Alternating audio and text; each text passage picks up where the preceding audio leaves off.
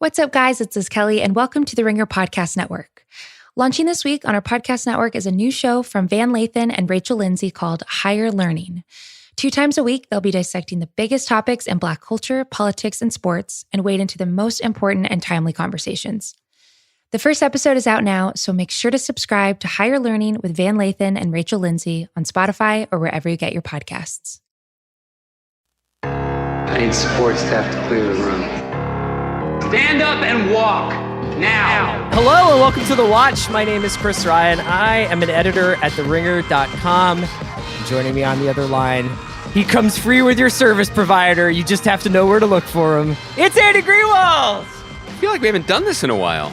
Well, we missed Monday's show. We usually, we have not missed a show in a long time, full on. I mean, we didn't miss it. We just took Memorial Day off, as everybody, I hope, did. And I hope everybody had a nice long weekend and is keeping it together out there. It's pretty raw out there right now, but Greenwald, it's great to see you as we gather here on a Thursday for the Watch Max.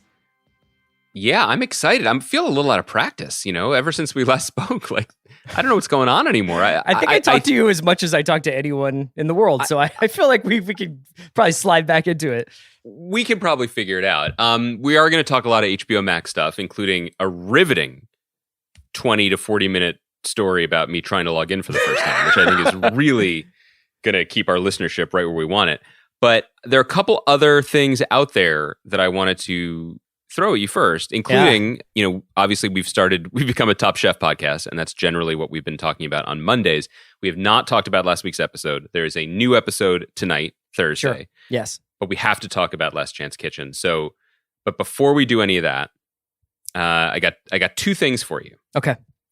One, and I know that our listeners are hanging on this, but I wanted to let you, and mostly them, because they are all in my quarantine pod now, I wanted them all to know that I finished Thomas Mann's The Magic Mountain, all 706 pages. And I got to tell you, it really picks up around page 500. Like, the last 2 hundo are real wild and really good. And what I want to say is, I don't know how many people are going to be reading the book after this or consider it. You really are ever leading with the trending topic. Well, I wanted to get this out of the way. Yeah. Because I thought it was really interesting. I did. And you can say it isn't, and Kaya probably hasn't hit record yet. Like, this all might just go away, which is fine. I get it. That may have been a directive from Bill. Do you think that the population of Monington Island is greater or smaller than Daddington Island? Oh, Monington? Like the real Watchmons? Yeah. Watchmon, by the way. That is the season 2 pitch. Come back to the negotiating table, Damon. We got it. What I'm saying is, you may have an impression of this impenetrable 706-page book about a young German man's 7-year idle in a sanitarium in the Swiss Alps in the years leading up to World War I. I get it. Everybody's got a take on that. And if your take on it consists of thinking that 450 pages of the book are essentially pedagogic arguments between an Italian Freemason humanist and a ideological bomb-throwing Jew turned Jesuit, while they go on long strolls about the nature of free will, you got it. You got it. So you're right. But what I'm here to tell you people is, on page 500, there is suddenly, in the midst of this ocean of just intellectual thought exercises, there is a fucking seance where a dead guy comes back to life. Uh-huh. And I was riveted. Really? And the reason I was riveted was because I could not think of anything except maybe Radiohead's Paranoid Android that surprised me so much that deep into it when it then became something else entirely. Interesting. So Gothic Greenwald came out. You put on the black velvet. You fired up Bauhaus. Wait. The issue isn't whether Ouija boards are real. Which, by the way, we could chat about because I'm super into pedagogic arguments now.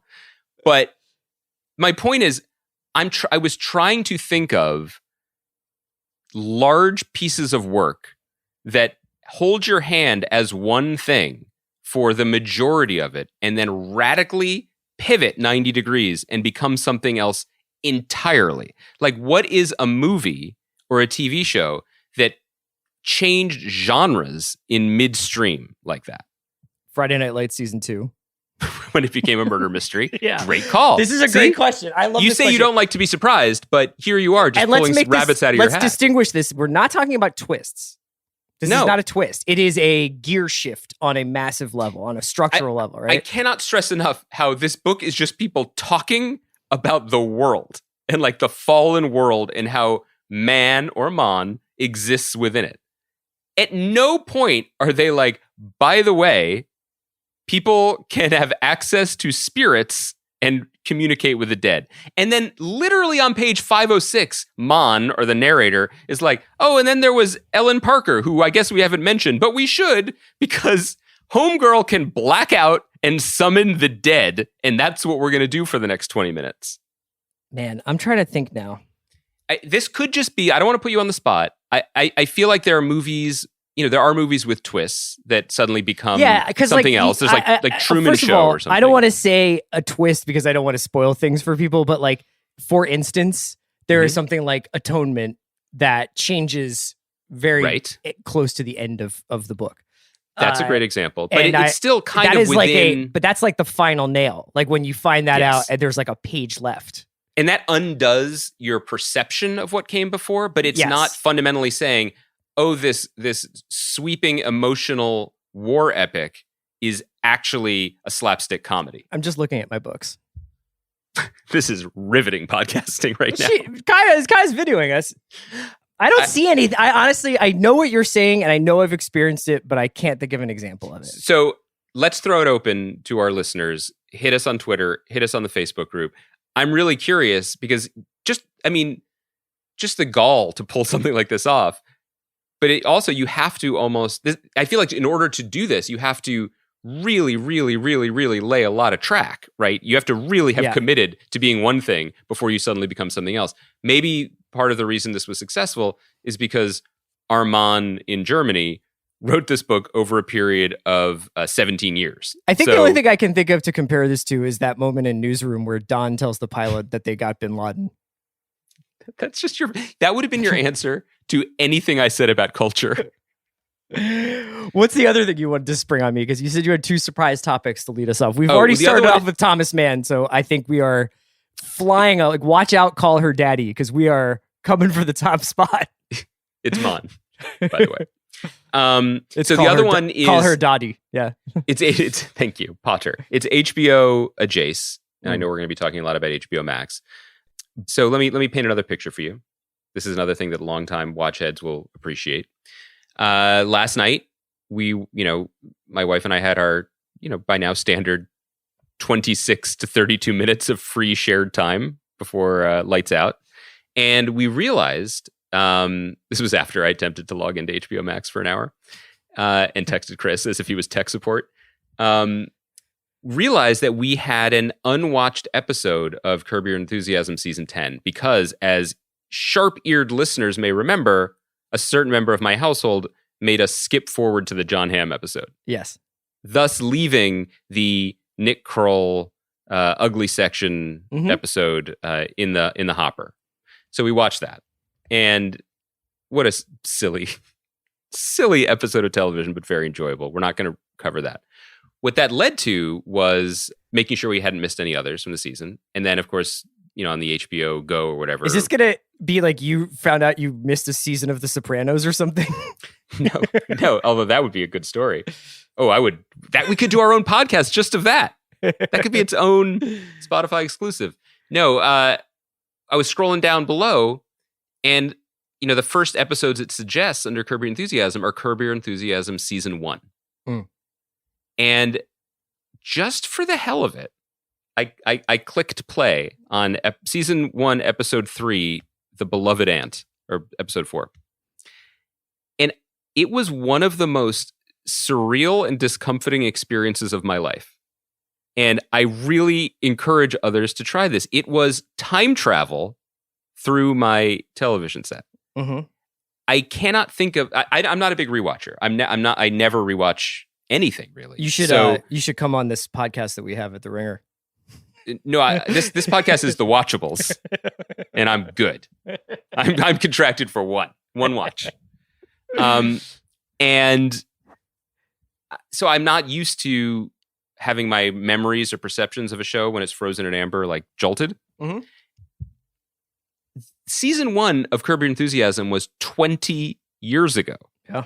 And the show is still on the air. Obviously, there were many breaks, but to watch it was fucking crazy.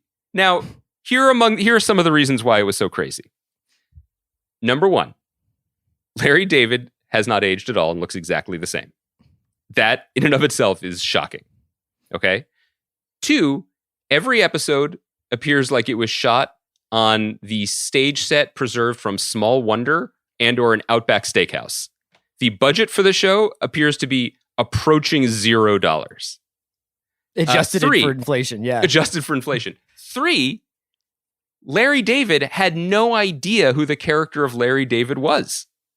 He's just kind of this sour-faced post-Seinfeld schnook. There is no merriment. There is no glee. There is no I am the social disrupting monster that everyone now expects him to be. And in addition to that, I mean, everything is just slower and blah, blah, blah.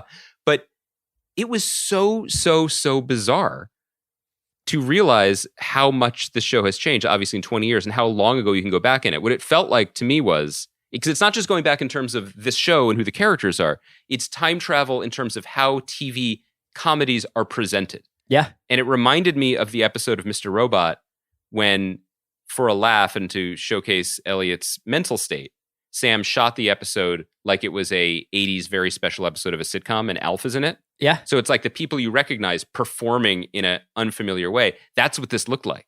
It looked like they were having a laugh and doing a bit in a style of an old sitcom. And I was totally floored. And what made me wonder was, if you have had an experience like this, I'll take the answer off air, because then I have a follow-up.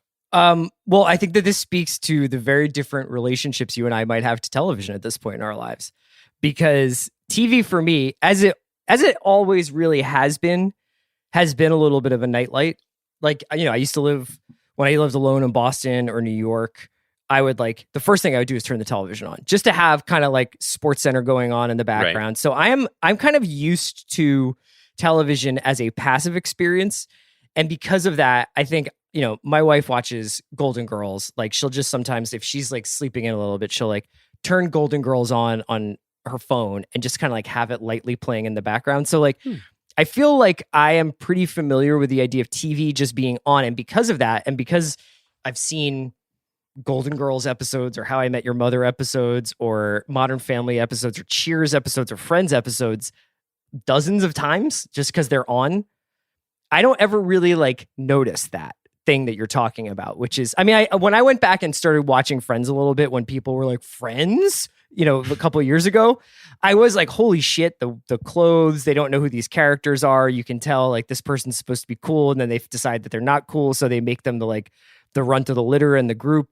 But yeah, I think that if you have those shows on, like if you're a person who has The Office on all the time or has Curb on all the time, that stuff doesn't really like jolt you at all.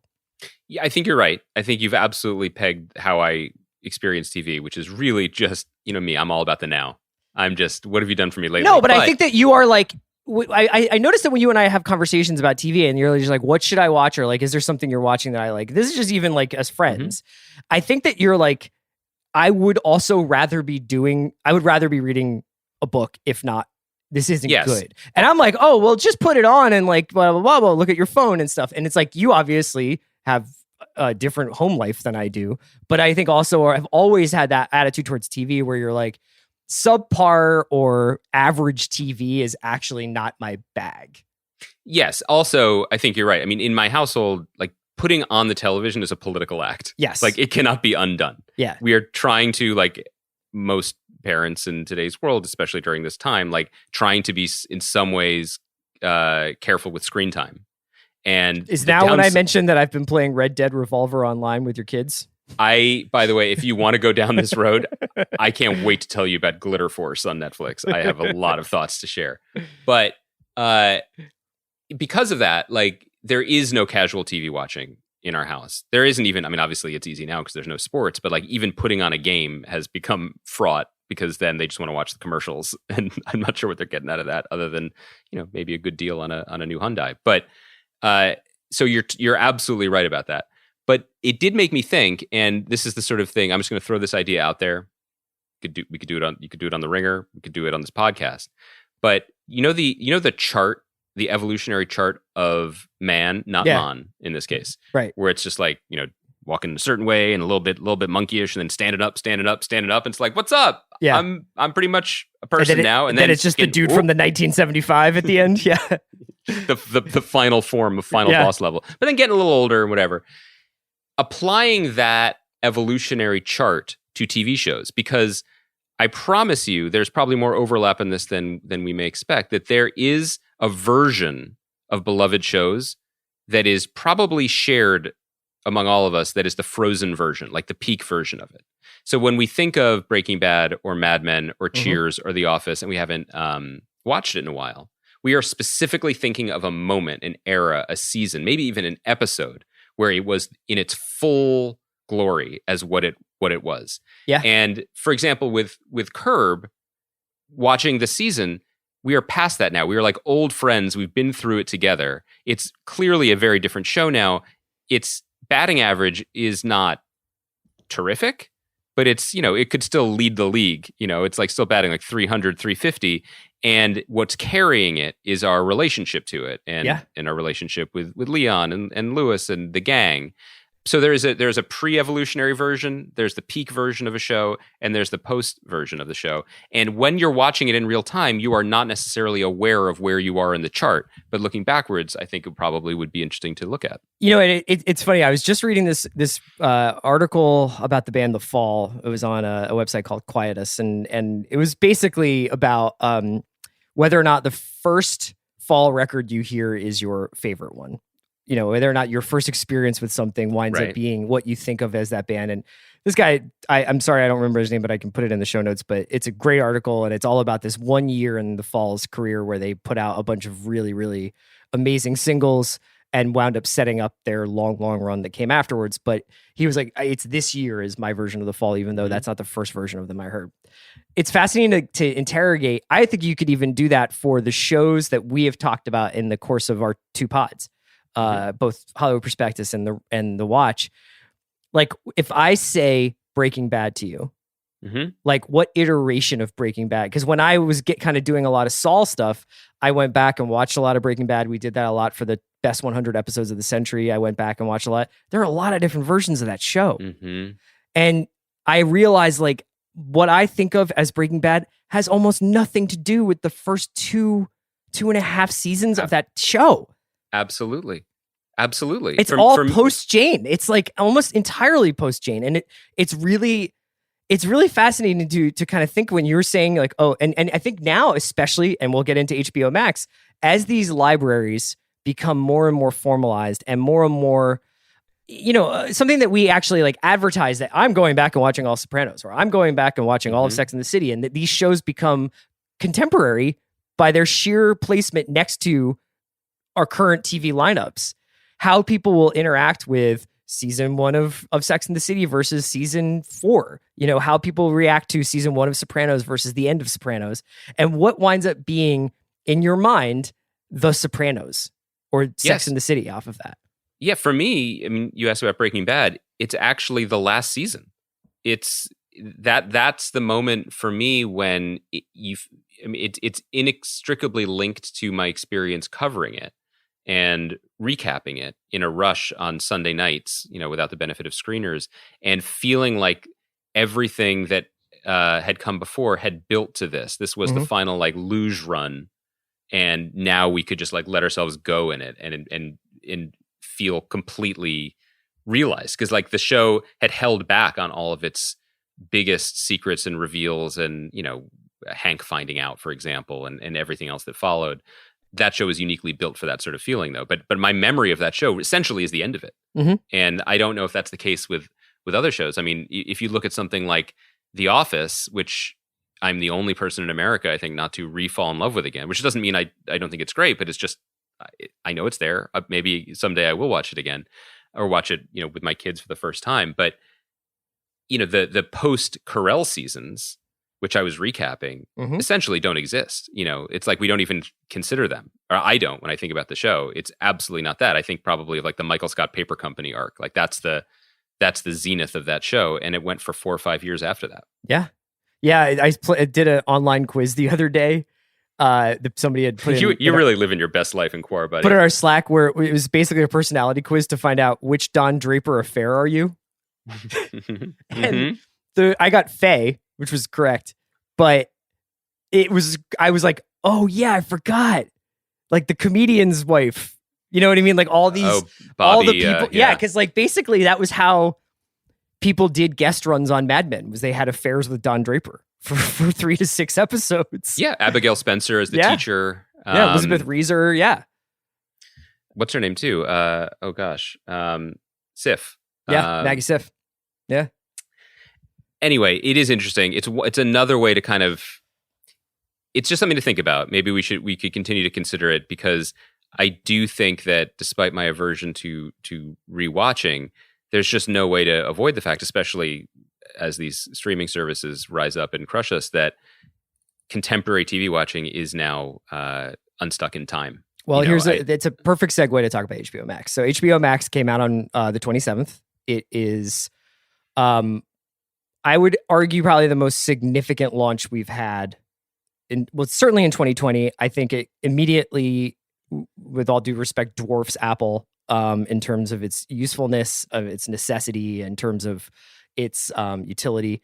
I think that it becomes a major player. It launched relatively hiccup free, I think, in terms of watchability. Like once people got into the service and were able to kind of root around in there, they were like, oh, okay, I see how to find stuff. I see how to save stuff to my list. I see where the movies and the shows are.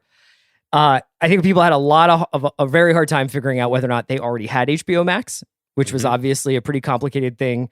I think, did you text me the joke about like, if I need an explainer to tell me if I have HBO Max, it means it's not working correctly?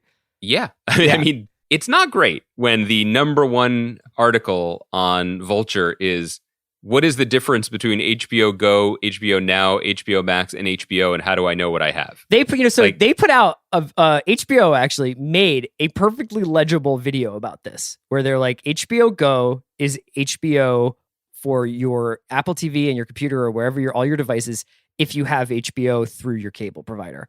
HBO Now is HBO if you don't have a cable subscription. Over the top, yeah. And now HBO Max is HBO, whether you have a cable provider or not, you can sign up. And all of this Turner stuff and all of the Warner Media stuff. I have to say, we'll see the long-term results of this, because this is, of course, a long-term play. This is the major play that this media company is making for its future. So I obviously take this with all the grains of salt about the decision to name the service what they named it. And there have been articles written about it, and people have gone on the record talking about why it is what it is. In this moment, it feels like a colossal mistake to me, more so now than I thought a few weeks ago. One of those reasons may be that because of the pandemic, it is launching with essentially one original series, right? Which is the Anna Kendrick show, Love Life. Yes. Because of that, what it feels like is truly what it is, a gigantic repository for stuff. And that's not a bad thing. We were just saying, people love stuff. They love old stuff. There's a lot on here, and we're going to, obviously, in this conversation, talk about things that we found and things that we like and things that we recommend on it. But it is absolutely confounding me why it's called HBO Max, because HBO is the least prominent part of it, as far as I'm concerned. It does not feel like the place where you can watch The Wire and, Sopranos and Veep and all this other incredible legacy of shows, even though you can. Now, part of that reason is because I still have an app on my Apple TV that's called HBO Go that just has the HBO stuff. Yes. They didn't migrate into one thing. 2, it feels weirdly afterthoughty, since these are such incredibly treasured jewel box properties, for them to just be sprinkled in with all the other stuff, good and bad. 3, one of the most exciting things about the HBO Max interface, which, let me say again, once I got in there, was that it has their like collections. Yes. When you scroll down the menu list, and it has, Turner Classic Movies or DC Universe, Studio Ghibli, which is I'm going to talk about. That's by far the biggest reason, if you have children or if you're young at heart, unlike us, to get this service. So you're not you didn't show them Dark Knight Rises last night? Joker. Batman Forever is on there as a kids movie, by the way. Yeah. So the fact that they are already like kind of like Disney Plus being like, here's Star Wars world, here's Marvel world. There should have just been HBO world within this service that was called Warner Media or Warner Unlimited or whatever, because it's very confusing to me. And then once the spigot is fully open and production is up again, shows like for example DMZ starring our good friend Rosario Dawson, that's just going to get sort of dumped into this giant ocean. Yeah. As an HBO Max original. Now that's it. Hopefully it's great and hopefully people see it, but I truly don't understand the difference or the value. I get what you're saying. It feels like it is devaluing one brand and not communicating new value in the other direction. So, devil's advocate, HBO Max is definitely a choice, but I don't know necessarily what the other option was. Like, I'd read a pretty convincing article. I think Lucas Shaw wrote this about this. I mean, he's been writing about this a lot in Bloomberg, but a bunch of people have been covering this story. I can't remember exactly where I saw the quote or even where I saw it, but essentially it was like Warner Brothers, while within Hollywood, has like a sort of reputation for quality. Outside of Hollywood, nobody is like, yes, Warner Brothers TV. I'm not going to get a new app that's called WBTV and need it explained to me that Game of Thrones is on there. So this was in that big feature story we talked about. Right. I think it was a variety. So, and then there's also nobody wants to buy AT&T TV. You know, nobody feels an affection for a global telecommunications giant, even though that is essentially what HBO is too. HBO still has that sort of patina of quality. And I think that was like, we own that patina. We're going to use it. We're going to use it. I think you're right. I do wonder whether or not this is, we'll look back on this podcast and remember it for two things. One, you opening with a long soliloquy about Thomas Mann.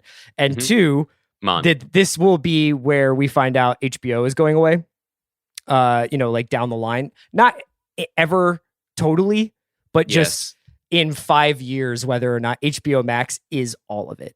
I think that's everything. I think you said it, and I think without realizing it, that's probably why I was caveating this so much about what it'll look like in a few years. It actually, I think it's probably the long-term play to preserve the brand. Yes, and because you and I both know, Go is very much tied to very intricate and complicated rules about carrier fees and about these cable providers throughout the country who have rules about like things needing to be on linear television before they can go on Go, and have rules about whether or not, they get two feeds of East and West and then show something on digital. So it's going to be a process before you are thinking of HBO Max as what I do. I turn it on Sunday night and it's there. But I think it is going to happen sooner than later. I agree. I guess maybe this is just an old-fashioned concern. And this is probably the way it played out in the internal conversations about it too, which is when HBO Prime goes away, because cable essentially will go away at some point. I mean, even if it doesn't go away completely for a decade, it's rain on the top has come to a that's why all these cable companies and all these providers are getting into the content business. So then the question becomes, how do you continue to preserve the HBO brand of quality within the new HBO Max ecosystem? And the answer to that probably is, who cares, Grandpa? People want Game of Thrones. It's there.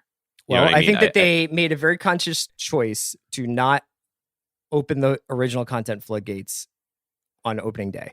So it's worth noting that a lot of these other services have launched essentially off the back of a promise of all this new content. Whether it's Quibi, whether it's Apple Plus, Apple TV, whether it's Disney Plus. Even though Disney Plus only had one show for adults, I guess.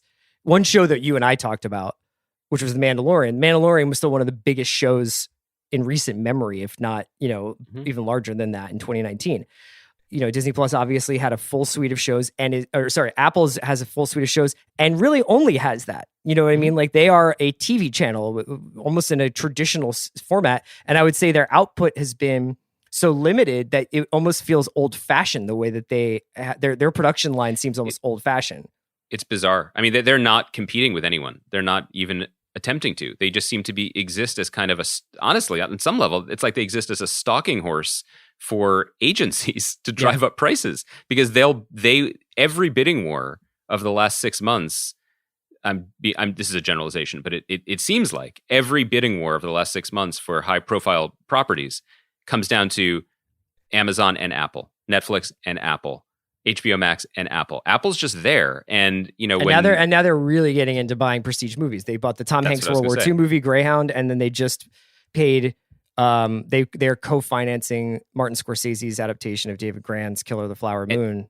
And that's amazing, because that seemed like Netflix just had this experience with The Irishman. Now we're getting into the big pick territory, but it seemed pretty clear that Marty got used to the unlimited paychecks, and God bless him for it, and turned to Netflix and was like, bail us out. And they may have balked to a certain degree because they didn't get the Oscars that they wanted, and there's not going to be film festivals this year.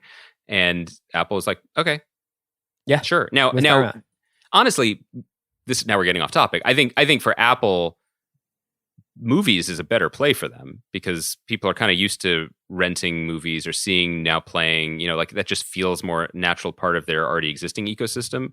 Whereas, hey, you could buy a new phone or a new phone case or watch one of these 6 TV shows. Yeah. And I think Apple is kind of not, I don't think Apple's done a great job being like, dude, we're already leading from the front, because we have the probably de facto digital interface for people to buy and rent television and movies. You know what I mean? Most people, when they're like, do you want to watch something on a Friday night? I'll go look at iTunes, you know what I mean? And see what's on the front page there. I mean, that's anecdotal, but I think that's the case. So let's get back to HBO Max though, because what HBO Max is saying is, unlike Andy, they think you want to watch Dark Knight and Lord of the Rings and all of these movies, because their movie library is very impressive. And then on their TV side, they're like, we have all the HBO titles, minus like a few. Taxi Cab Confessions, not on there, shockingly. Control F, Real Sex, not on there. This erasure of our adolescence will not stand. Yeah. But they've got everything else, and they've got Big Bang Theory, and they've got Friends, and they'll probably be adding more in waves. I think that they were smart not to dump the entire catalog at once, and it's relatively well curated. It's pretty easy to sort through it and look for different things. Like the movies, I think, are especially well put together. The TV series, I think that any catalog of television winds up getting a little diluted, because you're like, man, there's a lot of bad television. There's a lot of shows I have no interest in watching. But I think that they immediately kind of become a Netflix competitor with what they have in there. Yeah, I think your point about the movie selection is really well taken, because the amount of blockbuster movies, I guess it's comparable only to what Disney. Am I the only one still doing the Plus joke? I feel like a little bit alone here, but I can begin to move on. You do Plus, and then I'll do Thomas Mann. Oh, okay, and that'll just be a bit. How long was it between when did Bill say Oklahoma City Thunder for the first time? How many years did he work that? Oh, Oklahoma City Thunder. It took him. I think he still says Zombie Sonics every once in a while. Okay, so we can still sprinkle it in. I was going to use that as my benchmark. So obviously a huge number of blockbuster movies. There's all the Harry Potters on there too. But I was very impressed with the restraint and curation on the classic film beat, just because they shine more. It really does shine more, because to be going through a menu and see Singin' in the Rain and Network and a couple Fellini drops, it's like, this is pretty exciting. And it's not dulled in the same way that too much of a good thing is, because I think they've begun to understand, even Netflix, in the way that they present their information, that if you are truly honestly browsing, you don't have anything in mind, you can drown if there are 30 classic movies just laid out in a row. But if there's 4 or 5, that feels like a more reasonable choice, and you'll make the choice and you'll stick with the choice. I think I have often been like, I remember after Once Upon a Time in Hollywood, I was like, I really want to watch like any Western, So I was like going through, and if you go through like Amazon Prime's library or Netflix's library of Westerns, it's like, there's a couple at the front where it's like, oh, Magnificent Seven's here. That's great. Wild Bunch is here. That's great. And then it's like 11 Comancheros to Cheyenne, and just like, I'm sure that like, if I am really stumping for time, I could knock this out. but you have to sort through a lot of 11 Comancheros for Cheyenne before you get to the next Wild Bunch there. Well, you have to watch the first 10, right? Yeah, I know. I mean, that's the thing is like, you don't want to lose the canon there, you know? That was a long series. What we wanted to do today to kind of help people sort through HBO Max. I don't know if you had any more big picture kind of conversation topics for this specific service. I'm into the purple. You're into the purple. You like the motif. I do. I do want to say, I think Andy and I might hit this one a little bit later in next week or something, but I want to say Love Life is very good. You know, it's a show from Sam Boyd starring Anna Kendrick, and it is about a woman sort of sorting through her love life in New York City. Starts in 2012 with a very, very grounding Linsanity subplot. There, Really? she goes to a bar to watch Jeremy Lin with her boyfriend. And it is really scratching the high fidelity itch, really scratching kind of like a girl's high fidelity itch. And it's like, it's unexpectedly affecting. And if you've signed up for HBO Max or you have HBO Max and you're messing around, like Love Life's really good, really, really good. Second episode especially is great. Scoot McNairy really coming through with older boyfriend vibes. This feels very servicey that you're supplying this. I had no idea. I'm something of a concierge, you know?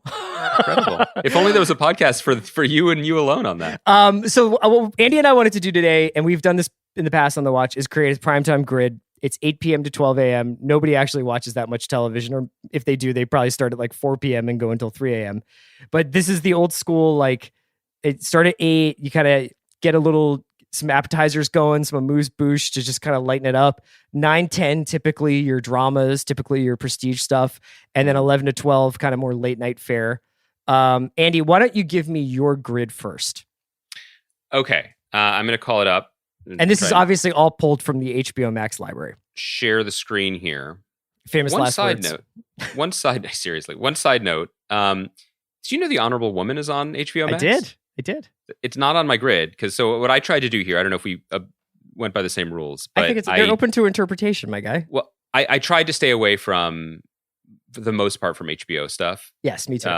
And with some exceptions, yeah. With some exceptions, and as I said, not the biggest rewatch person, so please bear that in mind. That's why I didn't put Honorable Woman on, even though I was excited to see it. One of our favorite shows of the last few years. Yes, and I think one of the shows that the ratio of us talking about to people knowing where to find and watching was probably at one of the widest. I think the numbers bear that out. Yes. Second only to our deep investigation of the 1929 novel, The Magic Mountain.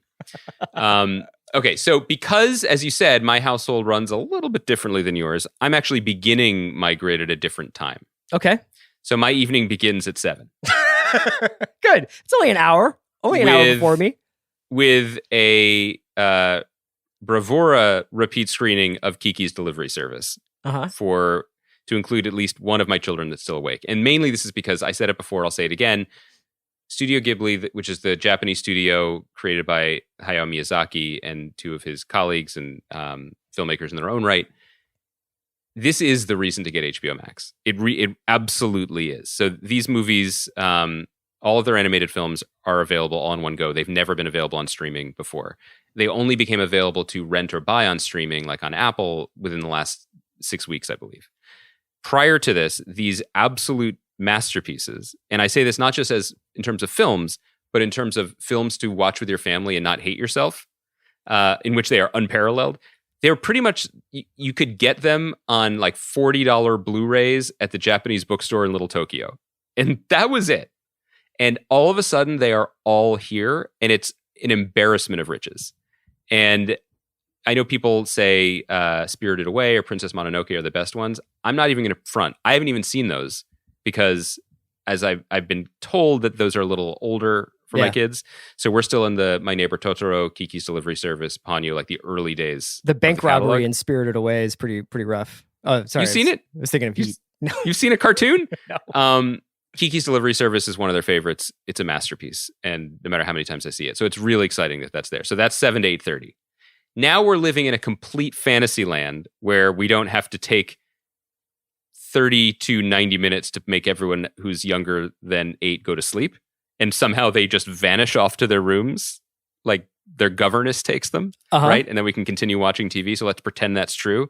We need a palate cleanser. Maybe even this is a fantasy world where there's no longer a virus and you're visiting, and we want to like quickly, put down like a tart granita to get the cartoon out of your mouth. Nobody does food metaphors like you. This is when we fire up an Eastbound and Down classic, because they're really, I don't know if there's a show that I truly in my heart love more. Yeah, I know. And I have not watched it in a while. There's nothing that binds you and I together like Eastbound and Down. It's the part of the meme with the arm wrestling where we meet. Yeah. And I love it so much, and I would love to watch it again. That would really cheer me up. So that's 7 to 8 is Princess Mononoke or whatever. 7 to right? 8:30.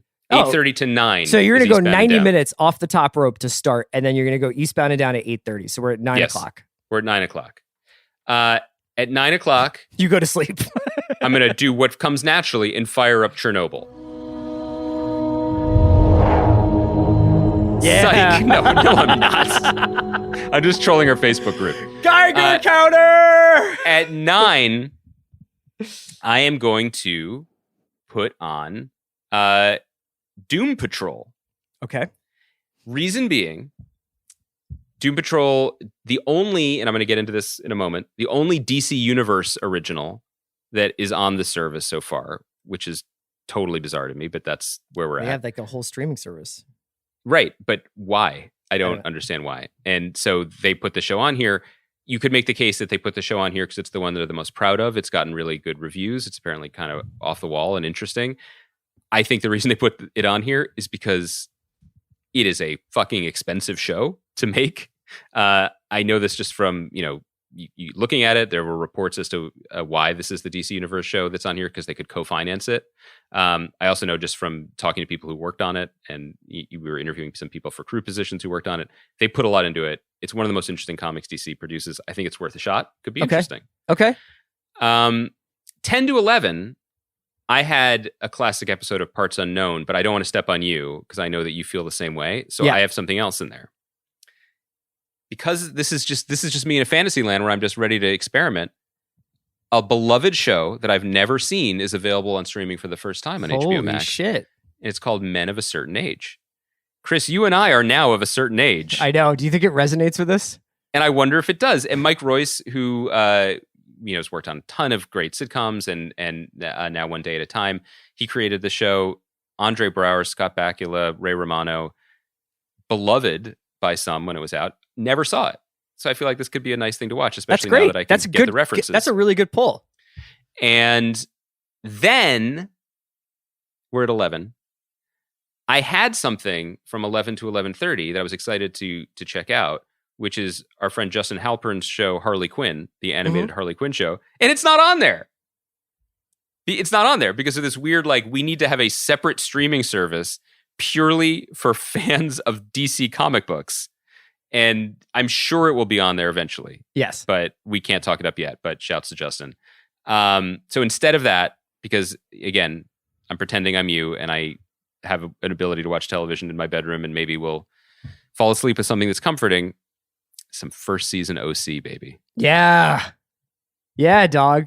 Shouts to friends of the pod, Josh Schwartz. Did you ever rewatch OC at all, or was it just the first time through?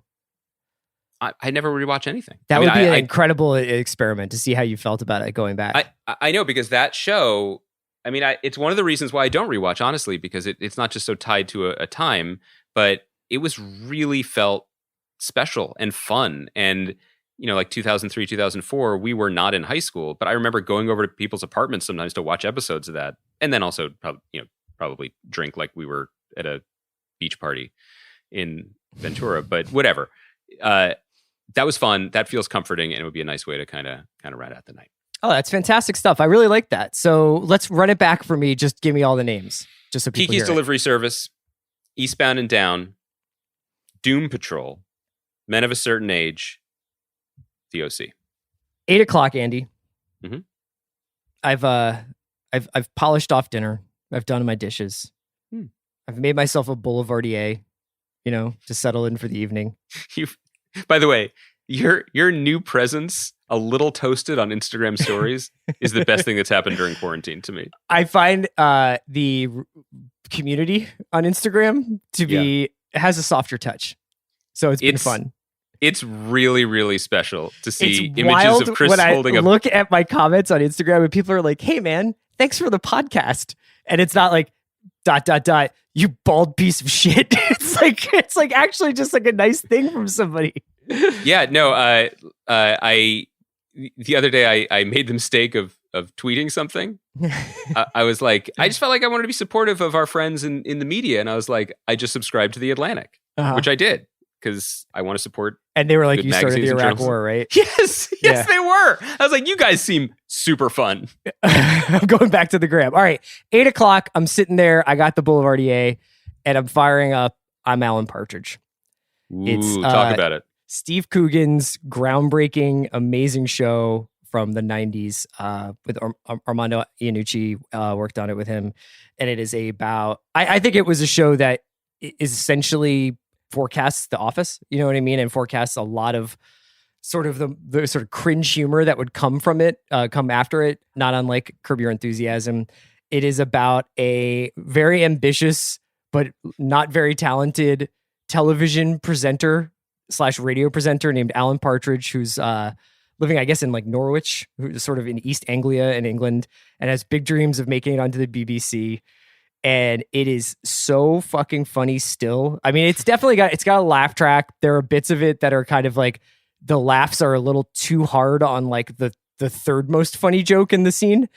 But it is, if you like Curb, if you like The Office, if you like The Trip, which we haven't gotten a chance to talk about yet, the Trip series with Steve Coogan and Rob Brydon, it is just peak Coogan. They have a bunch of series, Alan Partridge series on HBO Max, but you might as well start from the beginning. They're 30 minutes each, and they are so fucking funny. This is an incredibly strong call. Have you watched The Trip to Greece yet? I have not. We're gonna watch it this weekend. We can talk about it next week. Yeah. That other than Chris rediscovering Belle and Sebastian live on Instagram last night, The Trip to Greece was the best thing I've seen in the last few weeks. Another one I wanted to bring up. So it's 8:30, and one that I wanted to sort of mention was, because a lot of people probably will be like, Friends is back. I can start watching Friends. You can. Friends is super delightful to watch and just kind of have it on the background. But I would recommend another English show for 8:30, and that's Gavin and Stacey, which is a really, really good rom-com. I think from like early 2000s, maybe mid first decade of 2000s. James Corden's in it, but is essentially just like the story of two couples, the story of some younger people kind of falling in and out of love, but is essentially a sitcom. It was on for 4 seasons. They've got all 4 seasons on it. I'm sure that there's parts of it that are dated, but I always kind of had a soft spot for Gavin and Stacey, and it's a theme, it's a British theme in the first hour. There was a American remake, right, with Thomas Hayden Church and There Deborah was. Messing? Yeah, I believe so. Yeah, and I don't know if It's not that. It's not that. It's good though. I like that Gavin and Stacey's really good. 9:00, we start getting serious out here. And one thing you may not know about me, Greenwald. Is there something?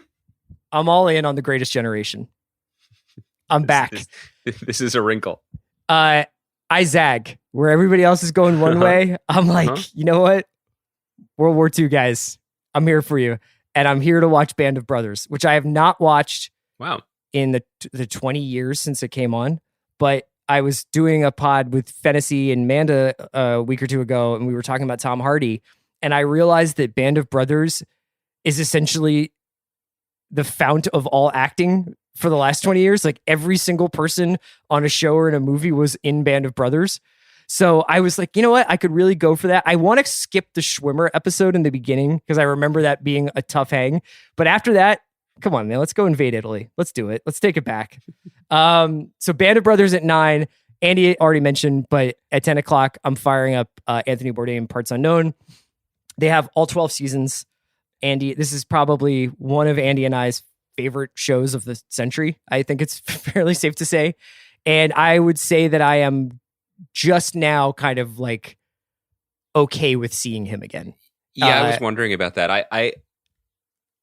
I'm not sure. I have been thinking a lot how much I miss him and how much I miss this show, especially now. I mean, there's something that feels everything about his passing, and we've talked about it, ad nauseum. There's no reason to get back into it, but there is something that feels just so especially cruel Yeah. at this moment. And this is a very selfish thing to say because it's, of course, was crueler to those who knew him and to his family.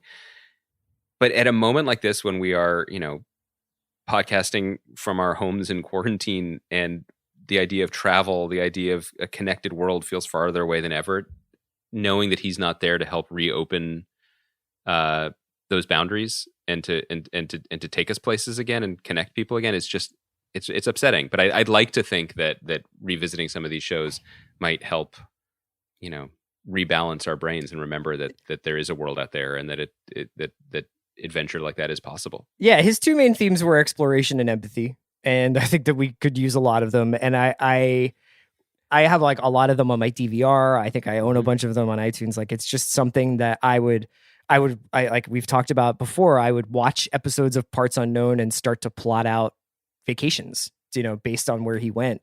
And I think it was obviously like a really painful loss for so many people and for us. And this kind of happened when Tom Petty passed away, where I was just like, I just can't listen to Tom Petty anymore without thinking about this. And usually when I listen to music, I don't want to contemplate stuff like that. And I feel somewhat similar to television. But the other day I think because we've been talking so much about Top Chef, he's been on my mind. And the other day, a video from the show, from Parts Unknown, of Bourdain and Sean Brock going to Waffle House came on. Mm-hmm. And it is two guys hammered at Waffle House doing the ultimate order. And it was like taking taking ecstasy. I was like, this is so good. This is so fucking entertaining. And I'm so hungry and I want to go to Waffle House right now. And these guys are just articulating things that I feel about food and people. And I miss it, and I think I'm ready to kind of go back. And it's such a gift that this service has all 12 seasons. You can pick and choose, you can mix and match, you can jump around, or you can watch them in order from 1 to 12, and you will not be sorry. So, Parts Unknown. It's weird, by the way. I when I was going through the HBO Max menu in preparation of this podcast, it's weird to say this because there's way too much food television, but there's not enough. Yeah. At the same time. There's a ton of programming, and not a ton on HBO Max, but across all these services. But there's not enough of that. And obviously it's hard to do the very best there is. I think Parts Unknown is probably the very best food show, certainly the best food and travel show. I think Ugly Delicious, as we talked about, is the heir to that throne. I think it's really, really special. And obviously they're treating it as such and making, certainly a certain number of episodes. But I wish there was more. It doesn't have to be as ambitious. It doesn't have to be as globetrotting. I was looking to program my night with something that's my version of escapist, which would be something thoughtful and cultural and food based. And there wasn't a ton.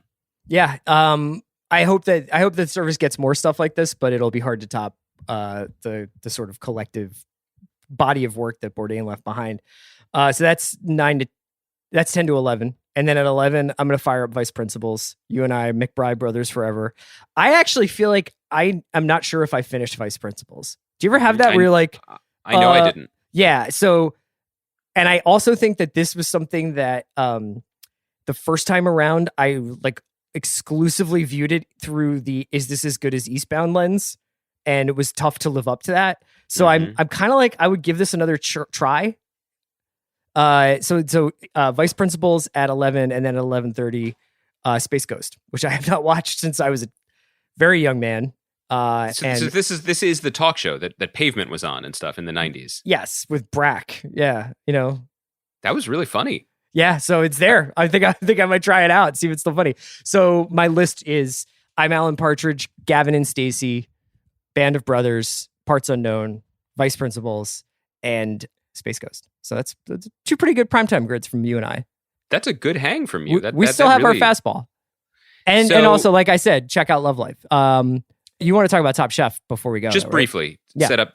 So we're recording this on Thursday. Tonight's episode, which I am so excited for, is the last episode in LA before they travel to Italy. Obviously, this is something they filmed before the world closed down, which makes it even more poignant. If you have not watched last week's episode and the finale, 2-part finale of Last Chance Kitchen, thank you so much for your service, Baranskis. We will see you on Monday. Yep. If you have, we're going to talk about it. And the reason we're talking about it isn't so much because the episode itself was particularly noteworthy. It was good. Good episode. Strong episode. The Olympic theme was unfortunate, but appreciated. I thought it was awesome to see the chefs from Ennaka, a restaurant that I have never been able to get into, but wish that I could, on TV. I want to talk about Last Chance Kitchen. You mean get into, like, get a seat, not like I've never. Oh, I can't get in. I can't get a reservation. Exactly. You're a little pitchy dog. You sit there. I think I could hang with this like Michelin starred Los Angeles centric kaiseki cuisine. No, I want to talk about Last Chance Kitchen. There are times when people reach for sports metaphors in in discussing reality TV, and all of those times I roll my eyes. Until now. What happened on Last Chance Kitchen, which 2 parts, all told, equaled another episode of Top Chef, so thank you, based Bravo gods, for that, was one of the most athletic feats I can remember seeing on television. It was, and obviously, tough year for it, but I would say top 5 sports moment of 2020. From those other 3 games that happened? Exactly. Yeah. Shouts to all the commissioners doing their best. It was jaw-dropping. It was so hype. It was so wild. So to set the scene for people who don't care about being spoiled or maybe forget, Karen was once again eliminated and went down Orpheus's path to the underworld to find Kevin waiting for her. Tough week for her to be Twitter searching her name. Yes, a tough week for Karens across the board. Kevin is waiting for her and beats her fairly handily. And then Tom's like, oh, but wait. Mm-hmm. And then there's the second part of Last Chance Kitchen where all of the surviving chefs come down into the underworld, which is just the regular set with the lights changed. Yes. And Tom is like, for the first time ever, this is how it's going to go. You have to fight your way back to the army of the living. And so now you need to have your 2nd, 3rd, and 4th consecutive quickfires to survive here. And you need to win 2 of the 3 against a competitor of your choosing from the surviving chefs, right? Mm-hmm. And Kevin picks Malarkey first because obviously, and just humiliates him. Like, beat him, yeah. That was Malarkey's like adding extra broth to his risotto. Come on, that's Tom Colicchio. Show some respect. And then it becomes like an 80s movie, right? Because then Kevin is like, I do not care about the easy path. What I care about is honest victory and brotherhood. So Yes. I challenge my soulmate, Brian Voltaggio, to battle for honor and decency because all I want is to measure myself against him. And if I lose, so be it. And he fucking loses. And then so obviously, it's 1-1. It's 1-1. He's got to win the next one to get back in. And I could feel Stephanie shrinking from the screen onto my couch to hide. I thought Stephanie was, I really like Stephanie. Stephanie is the best. Stephanie's gaze was such that you would think that Arcade Fire were performing all of Funeral just off the set. She was eyes left. She did not want to catch any Kevin eye contact. She wasn't trying to volunteer. She wasn't trying to like go, be like, you got to go through me. She was like, who the fuck? I'm not doing anything. Chris, I am not talking about coho salmon when I say she wanted none of the smoke. None. And then Kevin, who has got to be just, his body is breaking down at this point, right? And has already like fell on his sword. Like Kevin has gone through it. Everything you could go through on Top Chef, he like took the L in Restaurant Wars. He's fought back in Last Chance Kitchen. He has gotten to this very point where Tom is like, pick your opponent and you could just wipe the floor with them if you want. Write your ticket. And write your ticket back. He says, I want them to choose. I want you to put your strongest competitor up against me. If someone doesn't want me back, he just says he wants to volunteer. He just says he wants to volunteer. But essentially what he's saying is, and he says this in the confessional, he's like, if they don't want me back, they need to step up and stop me from coming back. Which is cool because I think that like you have to sometimes read between the lines on Top Chef where you're like, who is the chef that the people who are on the show are afraid of? Yes, and I think exactly. that Kevin obviously has a really good reputation and has been on the show before, but I didn't really understand how scared people were of him, because this has been a very touchy-feely, fuzzy season. I feel like very, very nice to one another. They were like, yo, Kev can't come back. Like, yeah, because my as soon as he odds comes back, are significantly worse if Kevin comes back. yeah, and Stephanie and Malarkey know that they're lucky to still be in the show. But They even do not Melissa think that was they're like, gonna- I'm not trying to see Kevin. No, right. I'm saying, like, the fact that they made it this far, they're like, I can continue to squeak by and maybe something breaks my way. But if this bulldozer, if the juggernaut, literally the juggernaut from X-Men comics, If the country captain comes back. it's a wrap. It's a wrap on me and my pub food, ? So Big Dogs welcome? Big G steps up. Yeah, Gregory. Big Gregory, who is Gregory is now getting into the Baranski level of must-have guests. Gregory might be the television character of the year. Like he is just crushing it. He is so entertaining and kind and great, but he is an assassin. Yeah. He's so talented. It's really exciting to watch him. So he steps up in the best spirit of reality TV, like, fuck it. Let's see. Because he knows he's not going home. He can just throw it all out there. And then they do desserts. I mean, risotto, desserts, the soup Kevin made with just like funk bombs and blue cheese. Yeah. It was so wild. And at the end of it, Kevin is victorious. Yeah. I do have the only thing I in some ways find Last Chance Kitchen to be more purely entertaining than the actual show. They do not spend very much time on Tom's judgments, and he tends to be like, those were both really good dishes. Good dishes. Good dishes. Both good dishes. Kevin, you win. You know what I mean? And I feel like he did it for the gram there. Like, they want Kevin back. As someone who now does it for the gram, I feel like Tom was like, if it's a split decision, I'm going with Kevin. I think that's right. And I think that they probably, had they put a camera on him to talk about it, I think he probably would have said that. It's good they didn't, because that would have just opened up this whole, like, what's fair here? And it right. shouldn't And how be are about people that. evaluate? Yeah. But the tie definitely should go to the guy who's just done 4 fucking quick fires and is still just crushing it. I mean, Yes. can you imagine being put in a situation where you have to do something in 30 minutes? Like anything in your I can't life? cook a Beyond Burger in 30 minutes. You kidding me? We couldn't talk about HBO Max in 30 minutes. Like, we are, there's no more hard drive space left on poor Kaya's computer right now for this podcast. She might be in the ocean right now. I have no idea. So going from ahead of tonight's episode, Which who you may have already seen. Okay, so we have not seen it. You may have already seen tonight's episode going into it. You asking who I got to go home or who I got no, to win? who's your big board? Who is, give me your top 3 in the order you have them entering into tonight's LA so obviously finale. I think it's a Gregory and Melissa I think have pulled ahead. Mm-hmm.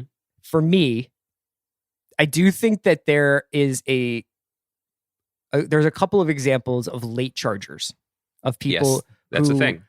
have hung around, know they're good, maybe get stymied a couple of times, but then come through in the end and really fire away. I'm going to put my money on Brian Voltaggio. What? Yeah. This Because is wild. I feel like he has unfinished business on the show. I feel like the edit at least has suggested that he is an important figure in the world of Top Chef. That, he was obviously on season 6. He serves as sort of like a mentor for Eric. He obviously gets along really well with a lot of these people. And I just kind of wonder, like, he's been cooking well. He just hasn't had the right challenges. Like, people will often be like, this is the best prepared food, but you didn't do the challenge.